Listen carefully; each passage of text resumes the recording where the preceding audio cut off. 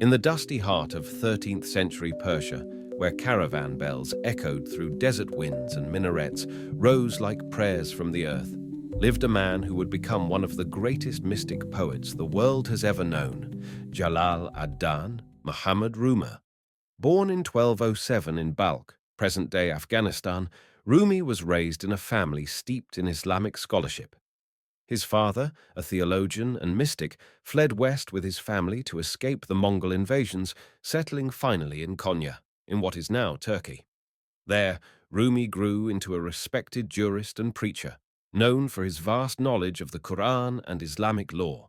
But his life and vision of the divine would be transformed forever by a wandering dervish named Shams of Tabriz. When Shams and Rumi met in 1244, it was as if two flames had touched and merged into one. The mysterious Shams spoke of a love that was not bound by ritual or doctrine, but that pulsed directly from the heart of God. Their bond was so intense that it bewildered Rumi's students and stirred jealousy. One day, Shams vanished, perhaps murdered. Rumi was devastated. Yet from his grief bloomed something extraordinary. He began to whirl, to write, to sing the praises of divine love with a fervor that reshaped his soul and gave rise to the great poetic works Divan-e Shams of Tabriz and Masnavi. For Rumi, Sufism was not a doctrine to be memorized, but an ocean to be drowned in.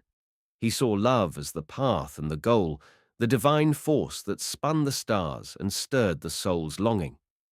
"The wound is the place where the light enters you," he wrote.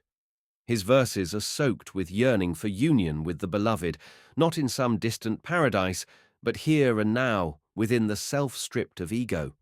Through ecstatic poetry, music, and dance, the whirling of the dervishes, Rumi taught that every atom of the world is infused with God's breath.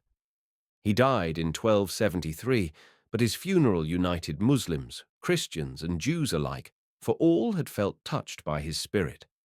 Rumi's Sufi vision transcended borders and centuries, whispering still, "Come, come, whoever you are.